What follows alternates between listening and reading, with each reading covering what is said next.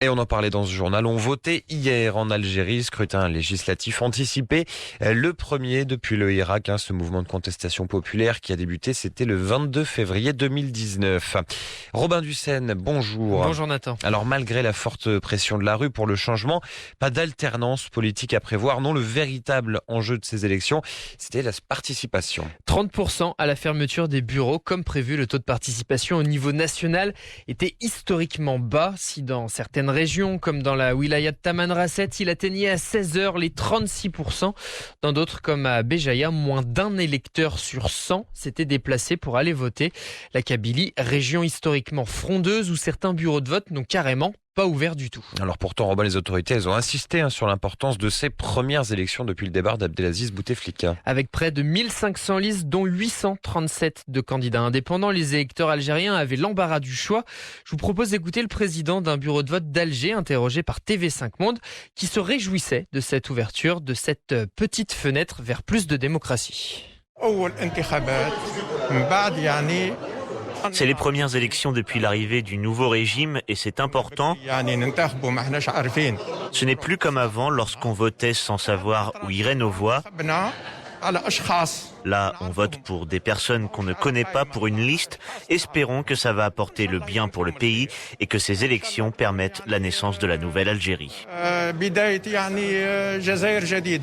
naissance d'une nouvelle nation, la majorité des Algériens l'espèrent fortement, même si les électeurs rencontrés hier dans les rues d'Alger semblaient résignés, blasés de la politique dans leur pays.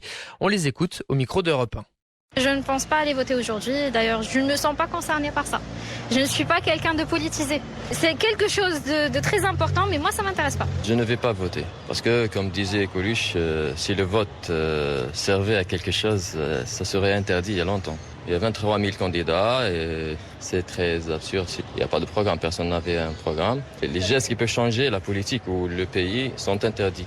Je pense qu'il y a encore des gens du Hirak en prison et voilà, je ne peux pas vous dire plus. Voilà, une des raisons de cette colère, en un peu plus de 2 ans, des centaines de personnes, des opposants ou des sympathisants du Irak, ont été arrêtés et emprisonnés en Algérie. Une dizaine au total, à 2 jours du scrutin de ce samedi, cette semaine donc. Et parmi eux, 3 figures de proue du mouvement contestataire, Karim Tabou, directeur de Radio M, ainsi que 2 journalistes, Yassan El Kadi, lui aussi salarié de Radio M, et Khaled Drareni, fondateur de Casbah Tribune et correspondant de Reporters sans frontières à Alger. Les leaders de l'opposition qui ont appelé au boycott de cette élection, à l'instar de Zoubida Assoul, l'avocate de Khaled Drareni, également présidente du parti politique UCP, l'Union pour le changement et le progrès, toujours chez nos confrères d'Europe 1. Nous avons 217 détenus quand même d'opinion, des intellectuels, des journalistes, des jeunes, des étudiants, des femmes, des vieux, des vieilles.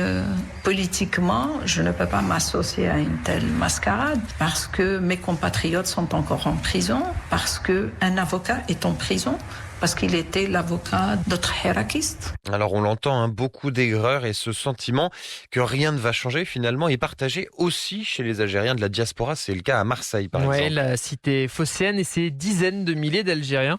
Ils seraient entre 42 000 et 300 000 si l'on compte les Marseillais d'origine algérienne. Écoutez ces électeurs venus voter, interrogés par l'agence France Presse. Ils ont un dénominateur commun, l'ensemble des gens qui se présentent, c'est qu'ils ne veulent pas parler de contexte actuel. Il y a un contexte de violence, il y a un contexte de répression énorme et ce contexte-là, on ne peut pas l'ignorer. Avec cette mascarade d'élection-là, comme on a l'habitude de voir, ceci, on ne le dira jamais assez, depuis 62. Ils sont là et ça perdure, ça perdure. Mais le peuple a compris, depuis le 22 février 2019, il est sorti. Ce pouvoir ne peut plus gérer l'Algérie. Et retour de l'autre côté de la Méditerranée, à noter quand même des échauffourées ont éclaté dans plusieurs villes de Kabylie. Les forces de l'ordre ont procédé à plusieurs dizaines d'interpellations selon la Ligue algérienne pour la défense des droits de l'homme et le Comité national pour la libération des détenus. Merci Robin Dussen pour cette chronique Afrique.